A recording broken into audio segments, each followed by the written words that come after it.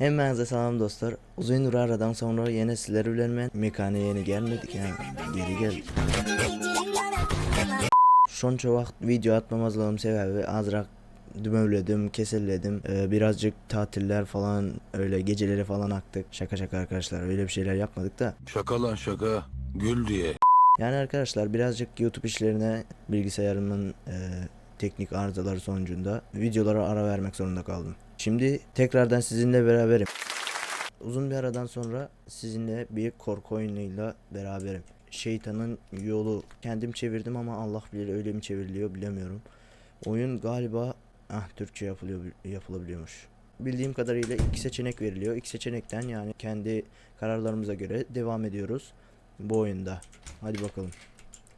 Korku oyunu mu mizah amaçlı mı bilemiyorum ama böyle bir şeylerin çıkacağını bana hiç söylememiştin. Yani ne çıkacağını bilemiyorum onu. Merhaba Daniel, sen de kimsin? Buraya bir sınav için geldin. Korkunç 3. Dünya Savaşı'nda hayatta kalan tek insansın. 3. Dünya Savaşı gerçekleşmiş ha? At yalanını inananı. Burada neler dönüyor? Ayrıntıları daha sonra öğrenirsin. Şimdi gelelim sınava. Karşında sorular bulunmakta. Ve o sorunun şıklarını temsil eden 2 tane kapı var. Yanlış olanı seçersen cezalandırılırsın. Şu anlık bunları bilmen yeterli. Hadi oyun başlasın. Kimsiniz lan siz? Backrooms mu? Kamera şakası mı çekiyoruz? Squid Game'e mi düştük amına koyayım, bu ne?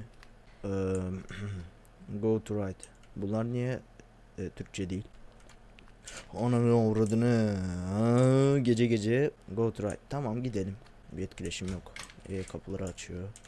Şöyle her kapıya ben arkadan gireceğim. Böyle arka bir mutlu bir aile fotoğrafı. Bir şey tırk yaptı ama arkaya gidemiyoruz. Aslan statüleri. Hadi bakalım. Go toward the light. Işığa doğru git diyor bence. Işığa doğru git diyorsa yani orada katil kim lan o? Asker lan o. Selamünaleyküm. Ananı. Ne o? Şimdi sağa gitsem.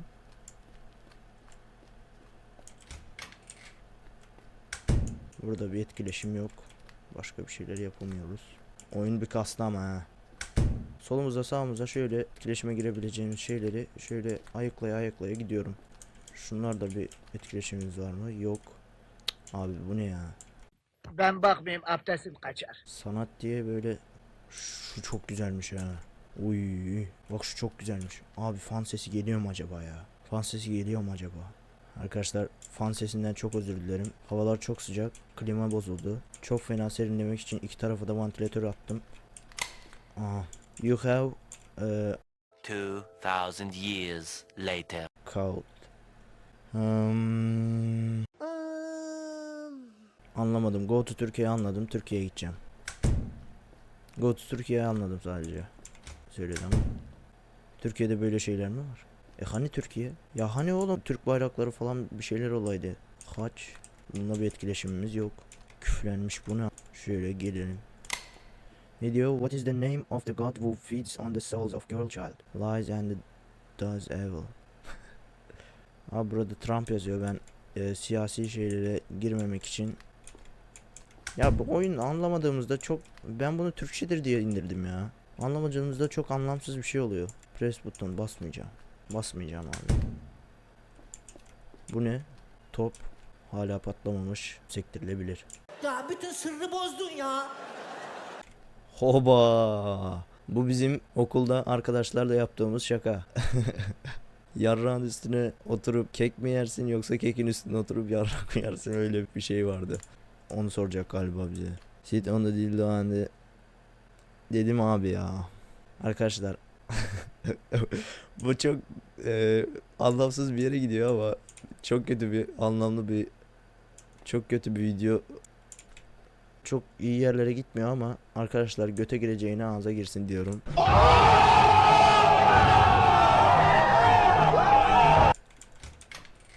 Sağdan ilerliyorum. Abi şu sondaki dirilecek, ben biliyorum. Sondaki oğlum sikeyim. Yine lan illa yedirecek mi bu? Oturabiliyor muyuz? Dildo mu bu? Dildo değil ki bu. Sucuk salam bir şey bu amına. Oo, kek de iyi görünüyor ha. Nişastalı falan üzeri galiba. Onlara benziyor. Benim tuşum mu çalışmıyor yoksa kapı mı açılmıyor bilemiyorum. İlla soldan gitmemiz lazım. Neyse soldan gidelim. Evet, koridor düz. Sıkıntı yok. Bunlar ne? Bakalım. Karton parçacıkları galiba. Anladığım kadarıyla. Eski Yunan şeyi. Şimdi ben buraya neden çıktım? Niçin çıktım? Nasıl çıktım? Bunu izaha gerek yok. Gördünüz. Yürüdüm, çıktım. Neyse. Evet, satanizm işareti. What scares you more? Hangisinden daha çok korkuyorsun diyor. Vay canına. A constant whisper strong out your life. Someone harassing you. Hiç anlamadım abi ya. Sol taraf hayatınız boyunca galiba size hep fısıldıyorlar diyor. Birisinin size hep fısıldaması. Bu da sizi taciz etmeleri diyor. Beni taciz etmelerinden korkmadığım için birinin fısıltısından daha çok korkarım. Harbi arkadaşlar. Which one do you fear more? Bunda da galiba yılanlardan mı, örümceklerden mi daha çok şey yapıyorsunuz diyor, iğreniyorsunuz diyor. Bence ben yılandan iğrenmem, örümcekten iğrenirim. Fear name. Onunu sikeyim. Devam edelim. Niye ben örümcekten korktuğum için yılan şey yaptım. Mızraklar galiba bir çekler abi. Çunga Çanga kabilesine geldik galiba. Aynı şeyleri. Bu ne amına koyayım, domuz. Niye burada hiçbir helal bir şey yok? Bunlar ne ya? Mokoko orada. Arkadaşlar Mokoko demek taciz edilmek. Yani bu nasıl bir oyun? Arkadaşlar bu soruyu ben biliyorum. Klasik Mokoko. Mokoko'ya gidersek bir şeyler olacak biliyorum. Ama ne olacak bilemiyorum. Ban oyuna böyle bir şey koyacaklarını ben sanmıyorum pek. Sol tarafta ölümüne kadar Mokoko, yani anladınız siz. Onun için sağ tarafa gidelim. Abi denemek için gidelim bakalım, galiba onu yapmışlar mı yoksa başka bir şeye mi bağlayacak? Anlayacağız. Abi. Nasıl bir oyun la? Yine ölümüne kadar Mokoko. Çok iyi geldi ayo. Neyse Mokoko'ya gidelim. Ben seni canım. Bu ne bunu? Anlamını bilmiyorum.